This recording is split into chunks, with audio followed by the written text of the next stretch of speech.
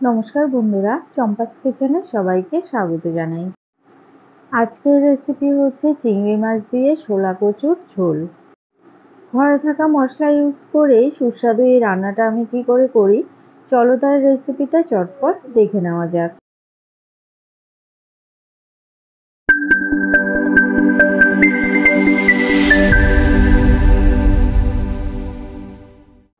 রান্না শুরু করার আগে একটা মশলা বেটে নেব।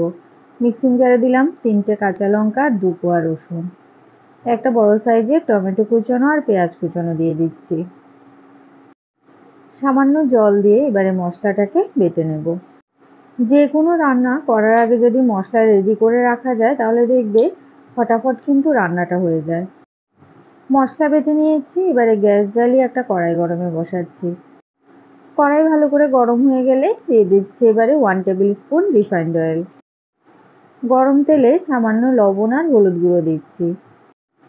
এবারে এর মধ্যে দিয়ে দেবো আগে থেকে পরিষ্কার করে ধুয়ে রাখা চিংড়ি মাছ।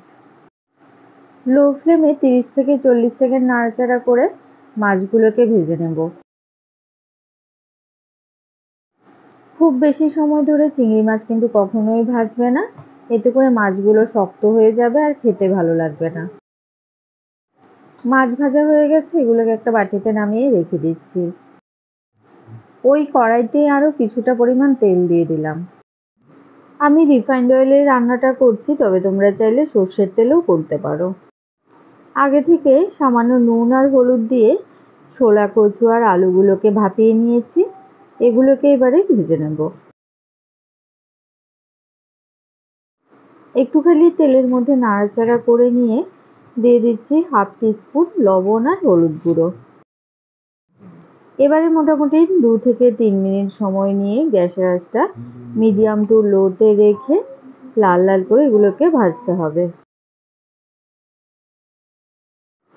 আলু আর কচু লাল লাল করে ভেজে নিয়েছি, এবারে এগুলোকেও একটা পাত্রে নামিয়ে রেখে দিচ্ছি। কড়াইতে আরও কিছুটা রিফাইন্ড অয়েল দিলাম। ফোড়নে দেবো একটা শুকনো লঙ্কা, তেজপাতা আর কিছু গোটা গরম মশলা। 1/2 টিস্পুন গোটা জিরে দিচ্ছি। 5-6 সেকেন্ড নাড়াচাড়া করে ফোড়নের মশলাগুলোকে ভেজে নেব। ফোড়ন থেকে একটা সুন্দর গন্ধ বেরিয়েছে, এবারে বাটা মশলাটা দিলাম। মিক্সিং জারটা ধুয়ে সামান্য জল দিচ্ছি। স্বাদ মতো লবণ দেব।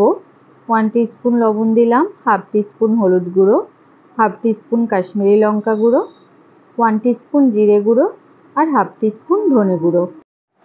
সামান্য কয়েক দানা চিনি দিচ্ছি।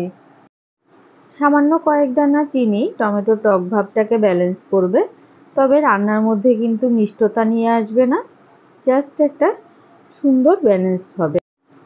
কষিয়ে নেওয়া মশলার মধ্যে এবারে ভেজে রাখা শোলা কচু আর চিংড়ি মাছ দিয়ে দিয়েছি। মোটামুটি 30 থেকে 40 সেকেন্ডের মতো মশলার সাথে এবারে এগুলোকে কষিয়ে নিচ্ছি। যে কোনো রান্নায় মশলা এবং সবজি যত ভালো করে কষাবে রান্নার স্বাদ কিন্তু তত ভালো হবে। কিছুক্ষণ কষিয়ে নেওয়ার পরে এর মধ্যে দিয়ে দেবো 1 কাপ পরিমাণ গরম জল। কচু রান্নাতে গরম জল ব্যবহার করলেই কিন্তু তাপমাত্রাটা সঠিক থাকে, নাহলে কিন্তু অনেক সময় দেখা যায় কচু খাওয়ার সময় শক্ত লাগে, সেটা কিন্তু গরম জল দিলে আর হয় না। সব কিছু ভালো করে মিশিয়ে গ্যাসের আঁচ হাইতে করে দেব। সবার লাস্টে সামান্য গরম মশলা গুঁড়ো ছড়িয়ে দিচ্ছি। আমাদের চ্যানেল চম্পাস কিচেনের রেসিপিগুলো যদি তোমাদের ভালো লাগে তাহলে অবশ্যই চ্যানেলটাকে সাবস্ক্রাইব করে নেবে এবং পাশে থাকা বেল আইকনটাকে প্রেস করে দেবে। এতে করে যখনই আমি নতুন ভিডিও আপলোড করব সাথে সাথে এর নোটিফিকেশান তোমাদের কাছে পৌঁছে যাবে। কথা বলতে বলতে এদিকে এটাকে গ্যাসের আঁচ একদম লোতে করে মোটামুটি 10 মিনিট ঢেকে সেদ্ধ করে নিয়েছি। দেখো, কচু আর আলু বেশ ভালোভাবে সেদ্ধ হয়ে গেছে আর ঝোলটাও অনেকটা ঘন হয়ে গেছে। সমস্ত মশলার ফ্লেভার ভালোভাবে কচুর ভিতরে ঢুকে গেছে।